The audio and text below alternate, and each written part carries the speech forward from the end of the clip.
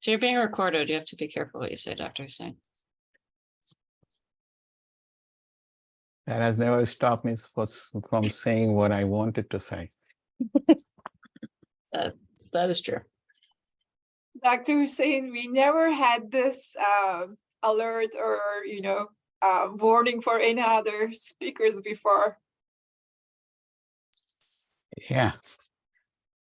I think in academic community, if you cannot speak your mind, Yeah. and you cannot have a safe space to disagree, Yeah. then it is not, that community is not towards growth. You know what I mean? So our objective is to advance the field of science, and there's no right way to do it, one way or the other. So we have to be accommodating and understand other people's points of view. Very nice to said. I mean, indeed, I'm not going to swear. I don't think Melissa has heard me swearing at all. Have you, Melissa? No. I don't think so. Tried Yeah. to stimulate it a few times with some papers not being finished, but anyways, all right. I think in the interest of time, we'll get started. So on behalf of myself and Marwan, who unfortunately couldn't join us, the diagnostics committee or subcommittee is honored to have the Dr. Husain joining us today. Dr. Husain completed his internal medicine residency at Cook County in Chicago, followed by his infectious disease fellowship at the University of Pittsburgh, where he also completed a master's in clinical trials. He is an internationally recognized expert in the field of transplant infectious diseases. He has authored over 200 peer-reviewed publications and several book chapters. He serves as a reviewer of several journals. He is also was a very much the beloved program director of the Transplant Infectious Diseases Fellowship Program at UHN. He currently serves as the director of research for the Admira Transplant Center at the Toronto General Hospital of the University Health Network, and overall is a fun guy. A joke I've heard him make many times. He'll be speaking to us today about mycotic melodies, unveiling the secrets of fungal diagnostics. Again, I think on behalf of everybody, thank you, Dr. Husain, for joining us. Look forward to your talk. Thank you, Melissa, for the kind invitation. And you know, the fun in fungi is diagnosing them, though sometimes it can be very frustrating. You know, there's a saying, if it walks like a duck, if it quacks like a duck, if it swims like a duck, it is probably a duck. That's what we end up doing most of the time, rather than looking at the duck. So these are my disclosures. So none of the money from research grants comes to me. They go to the institution. I had dabbled upon consultancy very occasionally, and this is from Takeda, which is related to CMV, for which I'm not going to talk anything today. So first thing I want you guys to understand that, you know, as a mycologist or a fungi, I always feel left out, because all the attention has been directed towards virologists or virology. Indeed, we are coming out of the endemic, pandemic of COVID-19, but somehow recently fungi are suddenly fashionable. And for those of you who have seen Last of Us, there's a clip from Last of Us which I want to play. So here intently.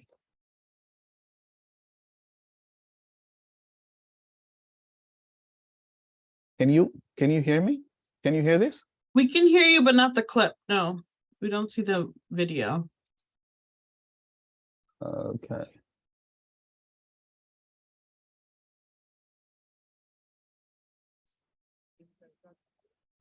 Okay. So, I presume the prospect of a viral pandemic keeps you up at night as well? No. No? No? All right. can you hear it now? No. Yes. with the virus from the start. Sometimes millions of people die, as in an actual war, but in the end, we always win. But you, just to be clear, you do think microorganisms pose a threat? Oh, in the most dire terms. Bacteria. No. You like saying no? Yes. Not bacteria, not viruses. So Fungus. Yes, that's the usual response. Fungi seem harmless enough. Many species know otherwise, because there are some fungi who seek not to kill, but to control. Let me ask you, where do we get LSD from? where do you get it from? It comes from ergot, a fungus. Psilocybin, also a fungus. Viruses can make us ill, but fungi can alter our very minds. There's a fungus that infects insects, gets inside an ant, for example, travels through its circulatory system to the ant's brain, and then floods it with hallucinogens, thus bending the ant's mind to its will. Fungus starts to direct the ant's behavior, telling it where to go, what to do, like a puppeteer with a marionette. And it gets worse. The fungus needs food to live, so it begins to devour its host from within, replacing the ant's flesh with its own. But it doesn't let its victim die. No, it keeps its puppet alive by preventing decomposition. How? Where do we get penicillin from? Fungus. Oh. Dr. Schoenheis, you're in distress. Fungal infection of this kind is real, but not in humans. True, fungi cannot survive if its host's internal temperature is over 94 degrees. And currently there are no reasons for fungi to evolve to be able to withstand higher temperatures. But what if that were to change? What if, for instance, the world were to get slightly warmer? Well, now there is reason to evolve. One gene mutates and an Ascomycetia, Candida, ergot, Cordyceps, Aspergillus, any one of them could become capable of burrowing into our brains and taking control, not of millions of us, but billions of us. Billions of puppets with poisoned minds, permanently fixed on one unifying goal: to spread the infection to every last human alive by any means necessary. And there are no treatments for this, no preventatives, no cures. They don't exist. It's not even possible to make them. So if that happens, We lose.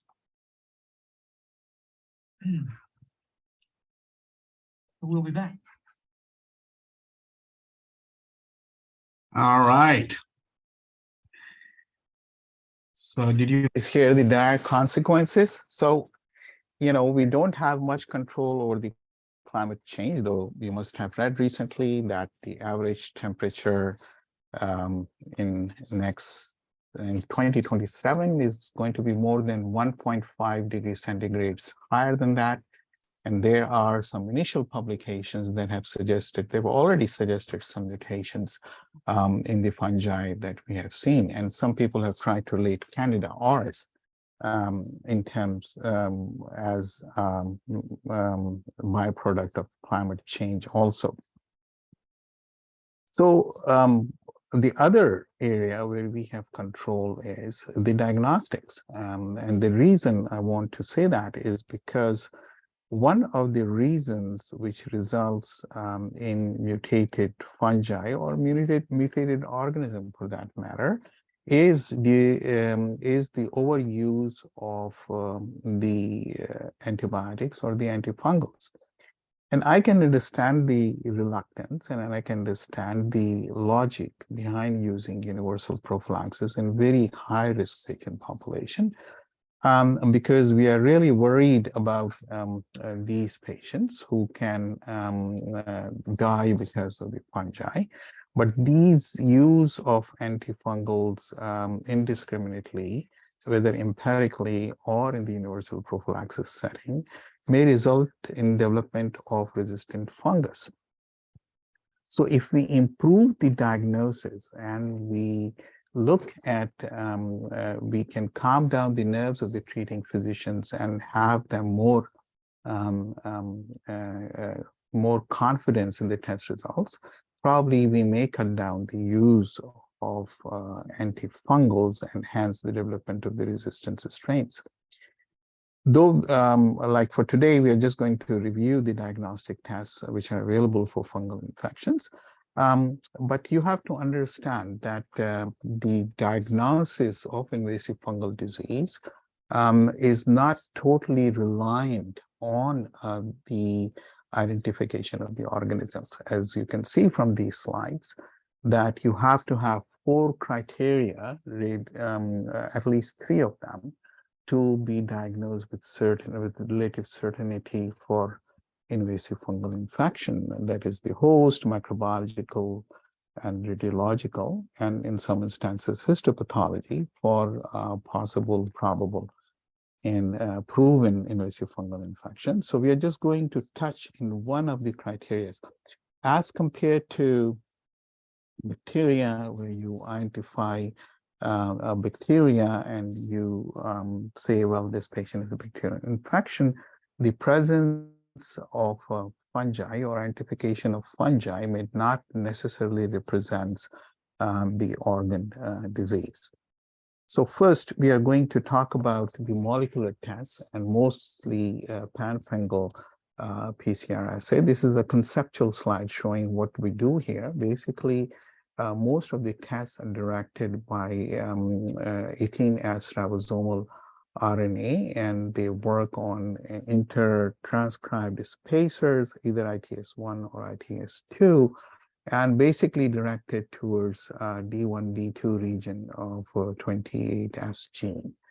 Also, this is all I know. I'm basically translational clinician, so don't ask me too much about the genetic makeup of these of the fungi. But basically, and this is the most stable region. That's why most of the molecular tests are directed towards them. And there are quite a few commercially available PCR-based assay which have been available. And if you look for the Candida, there are quite a few that has come in, though I would warn you that the clinical data or clinical validation data from these tests may not be very robust, or but they are commercially available. Of note is CandID or ORIS-ID with the new with emergence of Candida auris. I think this test will have some value in rapid detection of the Candida auris. Then there is Megaplex sepsis real-time test, which is from Shenzhen, Seoul, South Korea. It can identify Candida also with Aspergillus fumigatus. So one shot and you can identify most common mold and all Candida organisms. And then we are going to talk about T2 Candida biosystems. So a whole host of tests, those are available for Candida, though there is some clinical data on them, but robust clinical data is lacking. When you look at the commercially available tests, PCR-based tests for Aspergillus species, there are 2 which are Foxcare aspergillus and Mycogenia aspergillus species, and which are able to detect the TR34 and 98H mutations, which are the most common mutations against CYP51A. So there is advantage, and especially Aspergillus is also able to detect Aspergillus teres. As most of you know, that in Netherlands, this is a huge problem. Actually, the study, I think from Transnet data, when John Badley reviewed the isolates and reported the resistance, it was around about less than 10%, but significant number.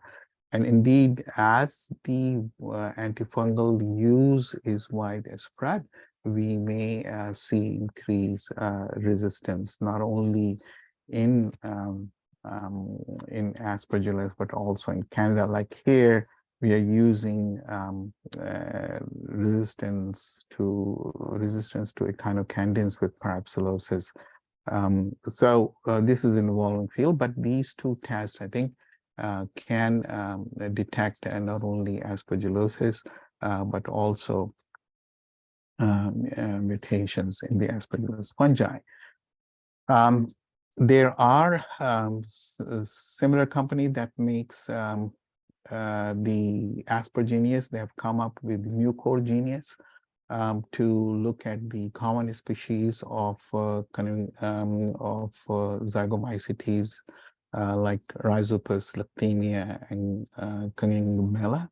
And there is some clinical data that I'm going to show, but there have been studies from France in which they have looked at the blood as well as in BELs, which shows better sensitivity from the existing tests.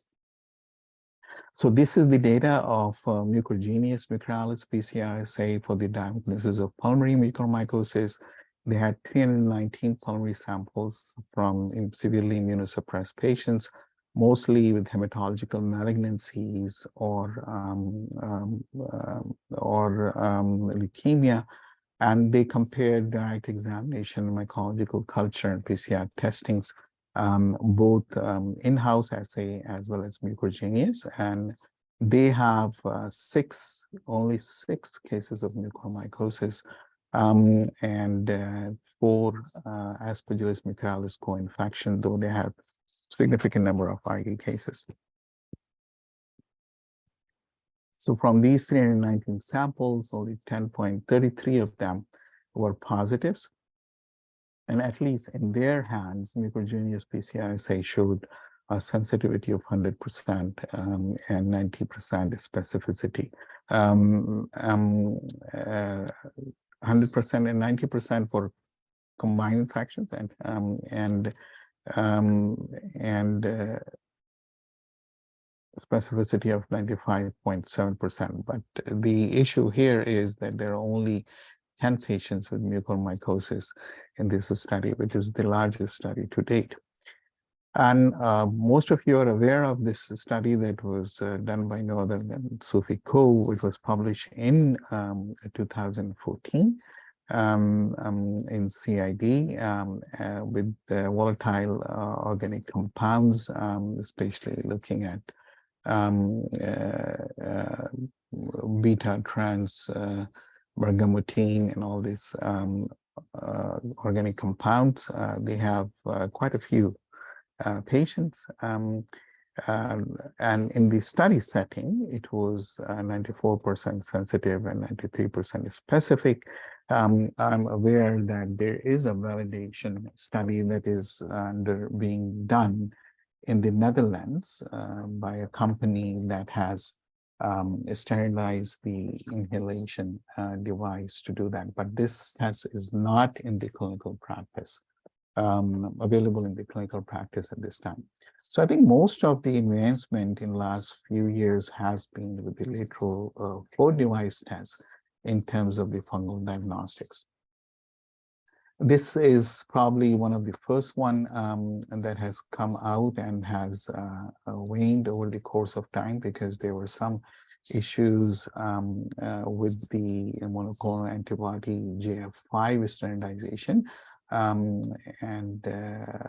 You can see that sensitivity, reported sensitivity was 91% and 83% specificity. LU transplant in lung transplant, you can see 100% sensitivity and 86%. So this company was based in Newcastle upon Tyne, and there was a contamination. They stopped the production of this kit afterwards, so it's not available anymore. But the other lateral flow devices like ASP, LFD, from OLM Diagnostics, and Aspergillus galactomannan LFA, which is also called IMI. These are point-of-care tests. Use the point-of-care test has been studied in serum, BL, and urine, with the reported sensitivity higher in BALs as compared to serum, but in non-neutropenic or non-neutropenic patients, the sensitivity is significantly less in BL as compared to neutropenic patients. The same trend that we have seen with galactomannan in neutropenic versus non-neutropenic patients. And specificity is pretty good, but the sensitivity is less. MIC assay has come and gone with the sensitivities of 60 to 79% in serum and 77% in BL, and specificity has also ranged from 80 to 95%. The PCR, there was only one study that I showed you, which has reported high sensitivity. So overall, the theme is that these PCR strains or LFDs, lateral flow devices, at least for Aspergillus and Mucor, does not increase the sensitivity of over the current available test, except might be Mucorales PCR. But they have the advantage of rapid turnaround time in clinical practice that may be important.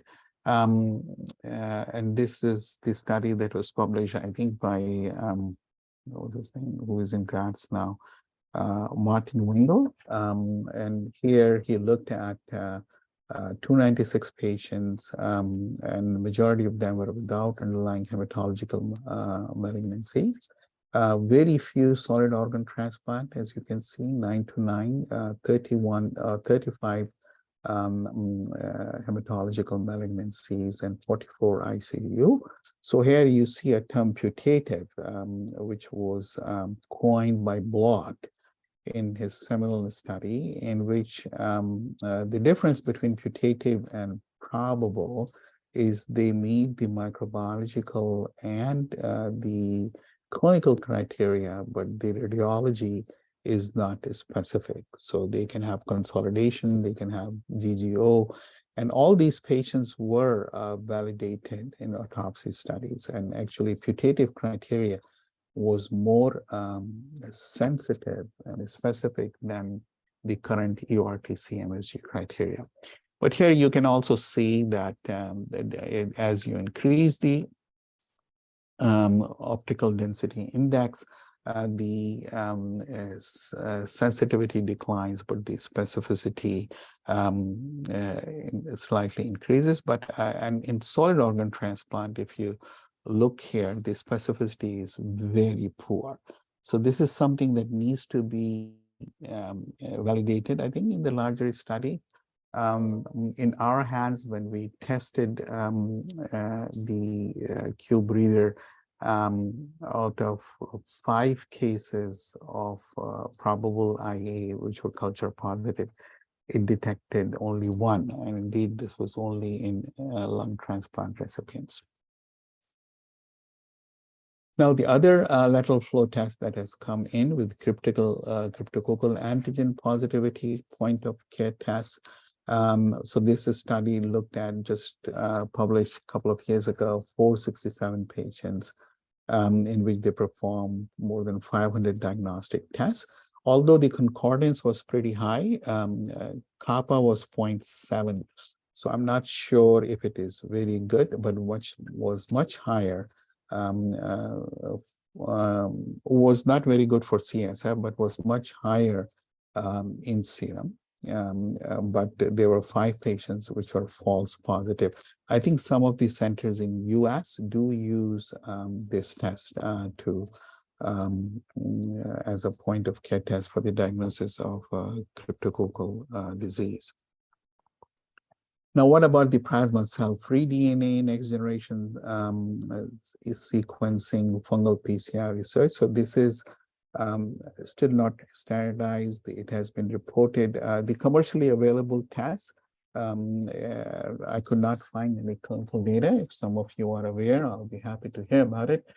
But this was a locally developed test in the university, and they reported the data, which you can see here. So once they optimize the volume, which was, I think, 3 to 4, you can see the sensitivity, specificity of these tests. And you can see the sensitivity is from 50 to 84% for Candida albicans, which is I'm not sure what does this test add truly, and the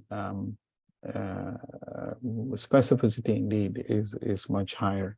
The issue in the diagnosis, so you might be seeing a theme emerging at this point, that the issue in the fungal diagnosis is more so related to the sensitivity, as most of the molecular tests are susceptible to antifungal use, and we use antifungals quite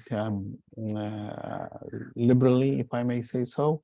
So that may affect the diagnostic utility of these tests. One thing that we have been dabbling with, and I'll just present some preliminary data with the droplet digital PCR, which is an alternative platform to conventional real-time PCR for the quantitation of the DNA. It is more sensitive.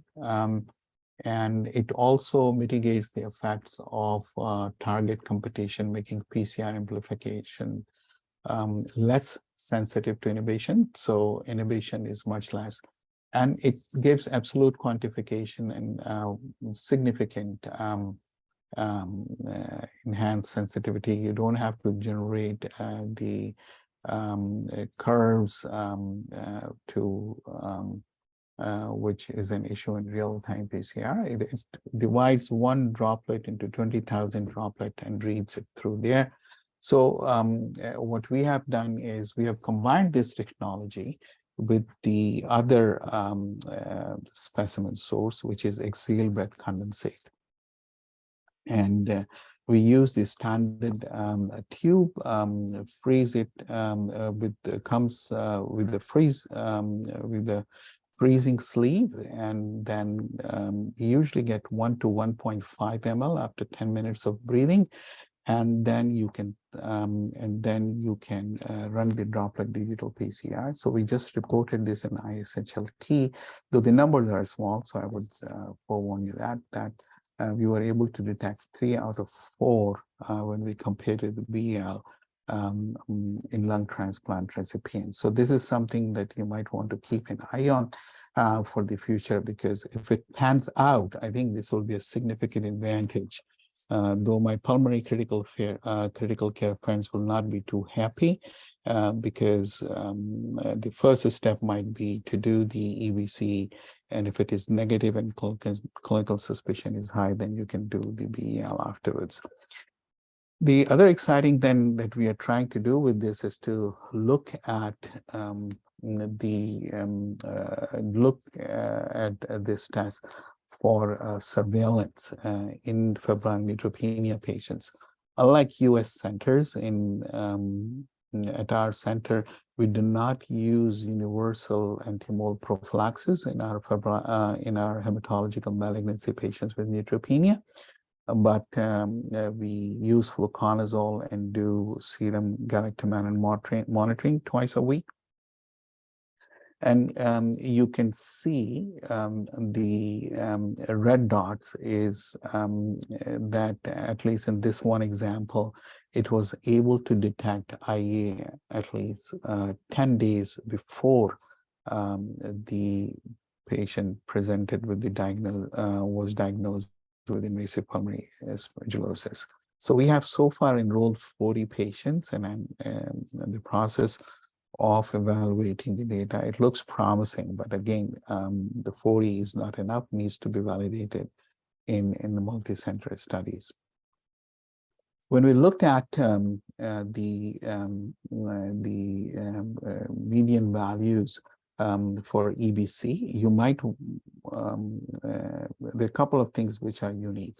We understand from our experiments, we think that the amount of DNA in EBC is significantly less than the BL, and the ratio of probably 1:7. So they are very sensitive to antifungal therapy. So if a patient, like, for galactomannan, we typically say the false negative rate would be much higher. If the patient has been on antifungal therapy for greater than 48 hours, here, as we are in the initial stages, but we think 24 hours might do the trick because it may cut down the fungal burden. But here you can see that the bar graph clearly shows that the PCR values which are detected in patients who are exposed to antifungals or non-IA and IA are similar as compared to those who have IA. So this test, if it has to be utilized, it has to be utilized before the antifungal use. Otherwise, I think it will lose the sensitivity. But again, this is something that we need to look forward. The other, so the issue, as I said, the issue with the diagnosis is that of invasive mold infection or invasive fungal disease, with the exception of finding positive candida in the blood, is the differentiation of the clinical syndrome, which is very pertinent in terms of lung transplant recipients. And they are either colonized with Aspergillus or they have invasive Aspergillus disease, and we defined in our paper in JHLT. So one of the hypotheses that I have is that if we measure the innate immune system, microRNA are the parts of it, and we are able to identify with the microRNAs, those are specific for the development of invasive aspergillosis as compared to colonization, then it will be of value. Here we had controls. Controls were the patients which were negative for any concomitant infections in the BALs, whether bacterial, fungal, or viral. AC is Aspergillus colonization. AC plus CLAD. CLAD is chronic lung allograft dysfunction. IA is invasive aspergillosis, and IA plus CLAD. You can clearly see that some microRNAs, such as MIR 145.5P, is clearly more prevalent in cases of invasive aspergillosis, more specific for invasive aspergillosis, even though it may be slightly confounded by the presence of IA and CLAD. And then you can see the miRNAs of probably the miRNA 29A3P might be more specific. So this was done in 40 patients, 10 cases of IA and 10 cases of AC. So we have secured from our biobank around about 100 samples, 119 cases of IA and 40 cases of Aspergillus colonization, and hopefully we'll have some more robust data in the diagnosing is in the setting of lung transplant recipients with microRNA. So typically we have focused on the organism, but in order to diagnose the invasive disease, I think we have to pay attention towards the host response also. And one test or the other may not simply define the diagnosis. And there are other tests that has come in, of which the two I would say is interleukin 17. It has been studied with active infection versus colonization, but as you know, it is quite non-specific. Carrier's test is the one cell-free DNA, which is been commercially available, but I could not find any clinical data in that. And there are other technologies that have been used, like immunochromatographic assays, microfluidic device. For Canada, it came initially, but then I think it has fizzled out a bit. And the other technologies like rapid evaporating ionization mass spectrometry has been studied. But for all these, the robust clinical data are lacking. And then what people are looking at is combining this PCR with the spectrometry. And there are some tests, those are available, but needs to be validated. I think one of the other interesting thing is looking at the specific T cells directed against the fungal pathogen, and something that has been studied is Mucorales specific T cells. People have also looked through monoclonal antibody, but it is, I don't think it has panned out yet. So let's talk briefly about the T2 candida for the diagnosis of candidemia. I know there are quite a few studies with the spiking the blood with candida and showing excessive sensitivity. These two are the only studies that I'm aware of that has been published, which report the sensitivity and specificity. Specificity is higher. These two studies are a bit different than with each other, but they both look at the T2, which is the MR imaging. And overall sensitivity of these tests has ranged from 89 to 91%, so pretty good. But I think in public care setting like us, it is a pretty expensive test to institute. I'm not sure if it really adds much to the existing armamentarium. The other area which is exploding is the biosensors, looking at the biosensors and fungal infections. So basically they are composed of three basic components. One is the recognition element, in which you have the substrate and create a chemical reaction. Then there's a transducer which translates it into the electrical signal, and then there's a signal processor. So of the various type of signal generation systems or transducers, electrochemical is the one that has been used most commonly, especially in the for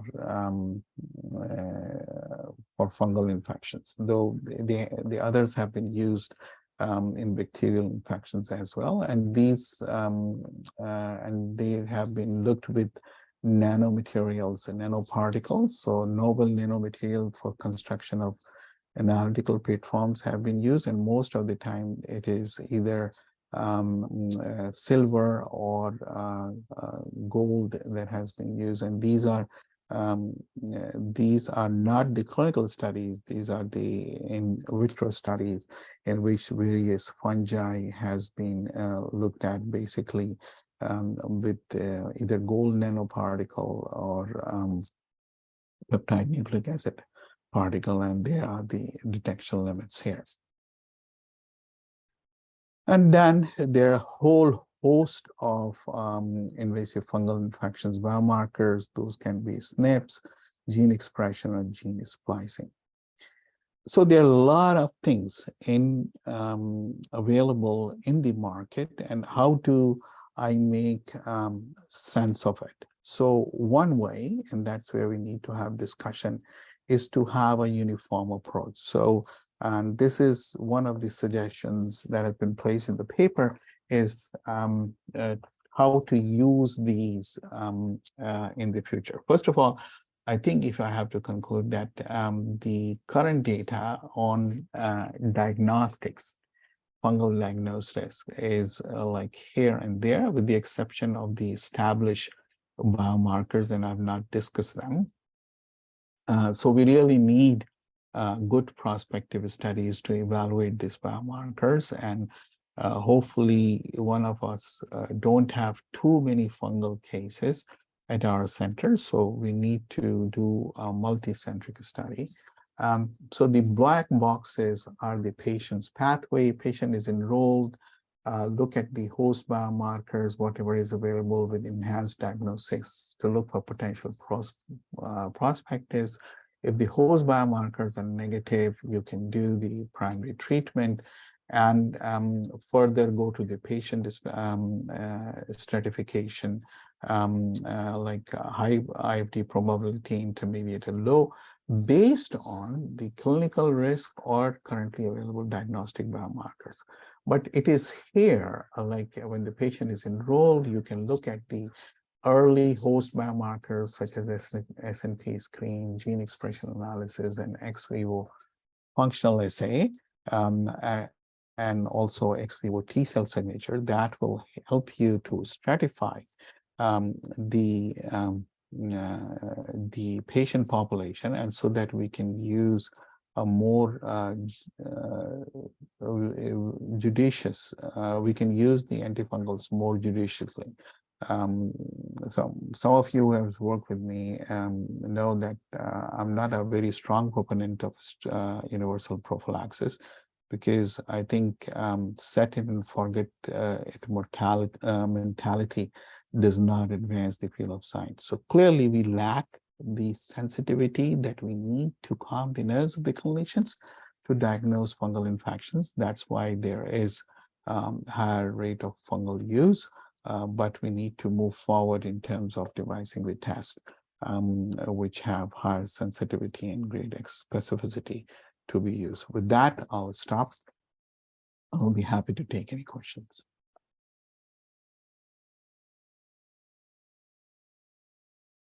Thank you, Dr. Husain. That was a very comprehensive talk. Since usually people are kind of shy to ask questions, I'm going to start off. I'm actually not that familiar with microRNA testing and technology. I was wondering if you could elaborate a little bit. I realize you're not a basic scientist, but just a broad overview of how that works when you're testing. No, means I can talk in the clinical terms, right? So the what we did was the microRNAs are the innate immune molecules. So and for this study, what we have done is we have looked at with nanostrings, right? So there are more than 40. In this platform that we use, there were 2,500 microRNAs which have been clinically validated.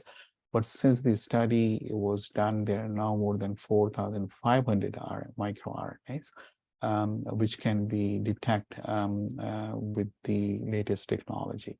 So the idea is to take the patient samples, run what is called gunshot microRNAs, and identify the microRNA signals. And once you validate them, then develop the RT-PCR for that microRNA to be analyzed in the clinical sample. So I don't think we are there yet, but I think that's a very promising technology. And unfortunately, none of the reviews people have looked at it, though it is there's a published data in the EO.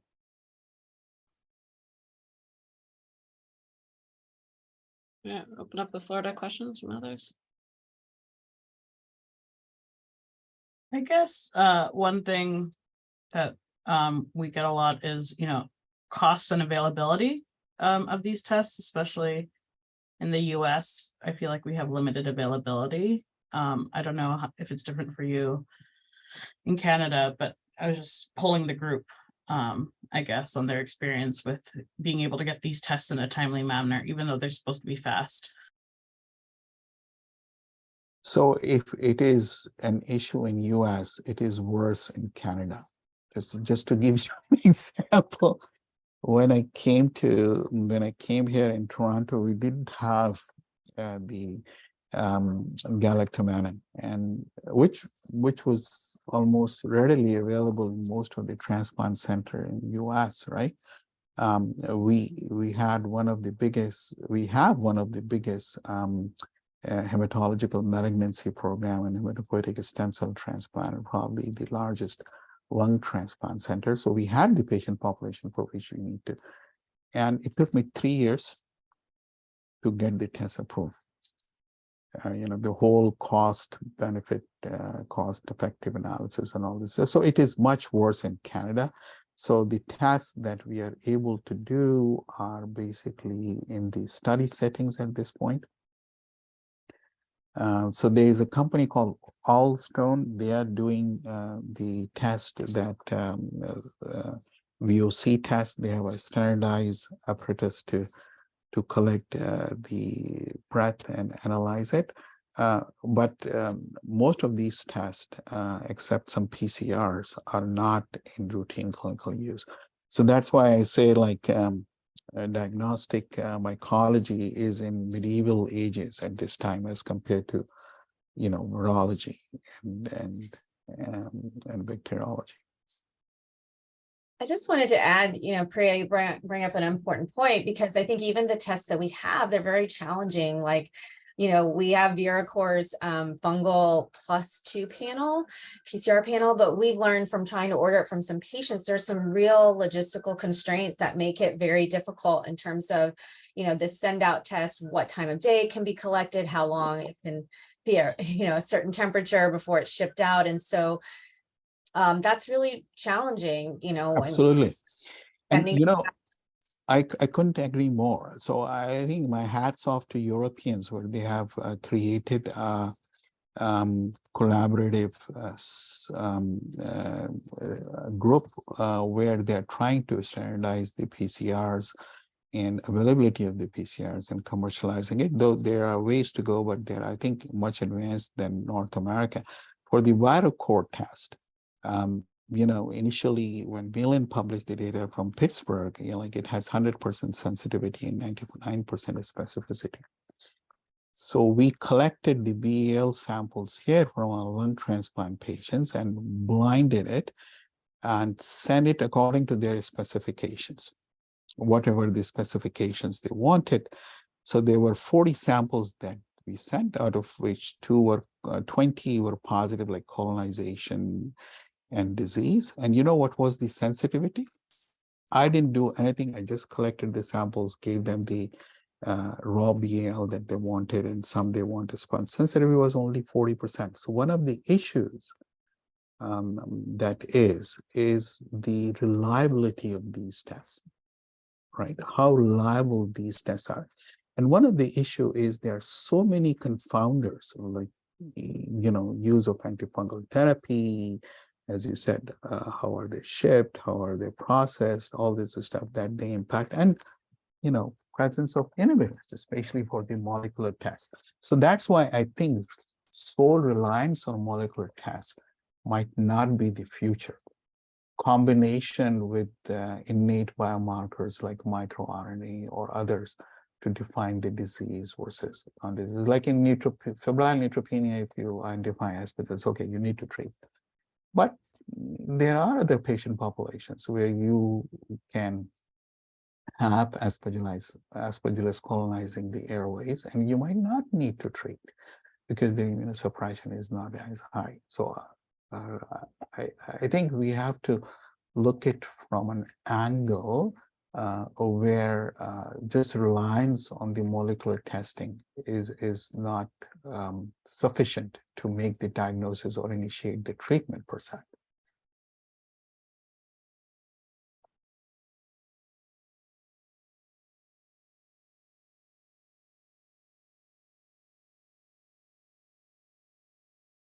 Anyone else have questions or comments?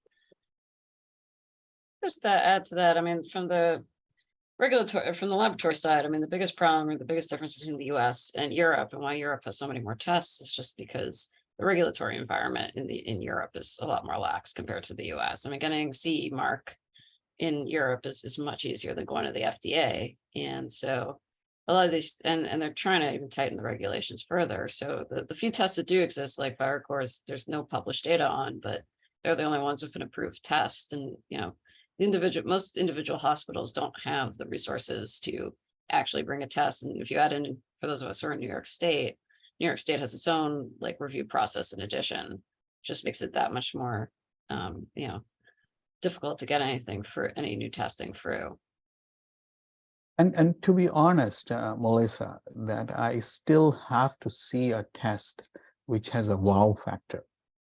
You know what I mean? So it means I'm happy to spend $100 more if I mean, this is the cost effectiveness thing. But if what I've shown you today is the sensitivity data is more or less similar to the existing tests. So what does this add? Why do I spend $300 extra, right, to do a test which has almost a similar sensitivity? And the data that will be coming out from the viral core will be very biased, right? Because we send samples in which we have very high index of suspicion. So these are not samples which are used for surveillance or which are used for clinical diagnosis. These are selective samples. So I would suggest that the sensitivity in those tests will be much higher. Specificity is not a huge issue in fungal diagnostics. It's the sensitivity that kills them. And I think for us also, we're all looking for something that's not invasive, right? Like so many of our patients can't get bronchs, can't get biopsies, which we know have the highest yield. So we're all hoping for a non-invasive test, but I know Carius is looking into all these other places, but still not there yet. Yeah, so that's why I think EBC, exhale breath condensate. I mean, there are various ways to collect exhale breath condensate. If you do the, means either you breathe in 10 minutes or there are large volumetric things that you can just take 2 breaths, right? Even we cut down the bronchoscopy by 75% for the diagnosis, I think that would be a huge achievement, right? So if your clinical suspicion is very high and your EBC is negative, then you can go ahead and do the work, right? So they will be saving in that sense.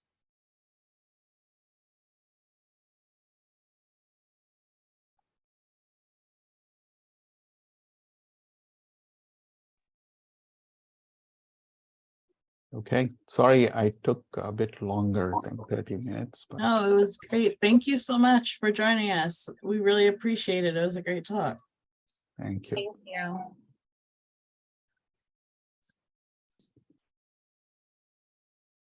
Bye, everyone. See you next time. Yeah.